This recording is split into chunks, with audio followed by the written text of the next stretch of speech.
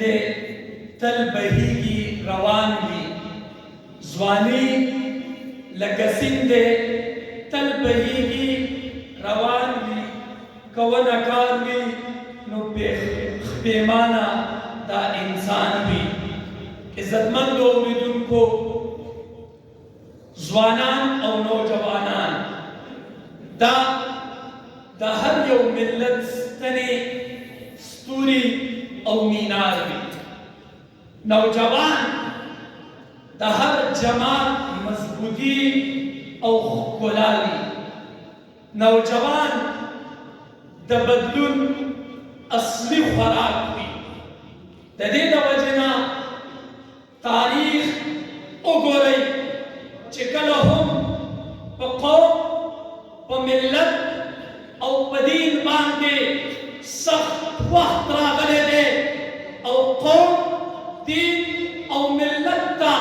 ضرورت پیش شوے دے نو پتہ بٹیم کی زوانانو قربانی ورکلی دی دا ظلم خلاف علم اچت کرے دے دا بغاوت اما کل میناری جوڑ کرے دے او دا علم شانی اچت کرے دے او دا جرت او دا بہادرے تاریخوں نے رقم کری دی دا نوجوانی دا محمد بن قاسم نتپوسو گئی چکنا دا حجاج ابن یوسف پا اغا آواز باندے دا وقت پر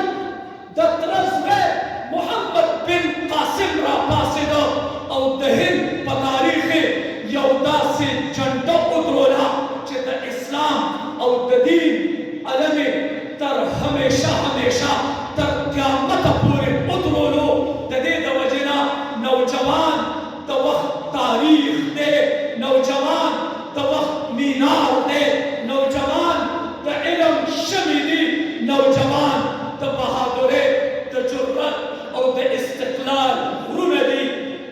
زمان عزت مندو آیا نن نوجوان داسی دے آیا نن نوجوان دا محمد بن قاسم بنقش قدم باندے لے ہرگز نہ افسوس صد افسوس انتہائی افسوس نن زوانان بے ہدف کارونا بے ضائع مجلسونا او بے گٹے سیزونو باندے خپل وقت صرف گئی نن قسم گیمونا ٹک ٹاک او فیس بک ویڈیو گانے او دا فحاشے اوریانے او دا بے حیائے مجلسونا دا نوجوان عزت و احترام کر سے ملے دے دا ولی نن نوجوان ولی علق بدل کو نن نوجوان ولی لارب بدل کا نن نوجوان ولی دا تاریخ پہاڑ تک کو دور و تیاروں کے ولا ہے قسم میرے برب ذوالجلالی چھ نوجوان کلا تغسزون شوروں کا علم تلال بدلا کا جہالت خبری تیاری پری کی او پا دنیا باندے دا بے غیرتے دا بے حمیتے دا بے ادبے ریکارڈونا قائم شو نو اے امت و نوجوانانو اے دا امت ستورو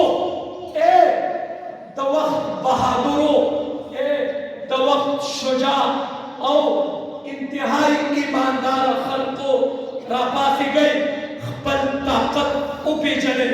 خپل حکمت را یاد گئی او خپل دین خپل علم خپل اخلاق خپل خدمت خپل کردار او خپل ملت کلے کے او دنیا تے یو پیغام ورکئی چھ تاریخ ہمیشہ بدناک بھی چھ کلا زمون پشان نوجوان بھی دا نوجوان کو موضوع باندے مکالمہ پیش کولو دا پارا تشریف روڑی ولی تاج و فیضان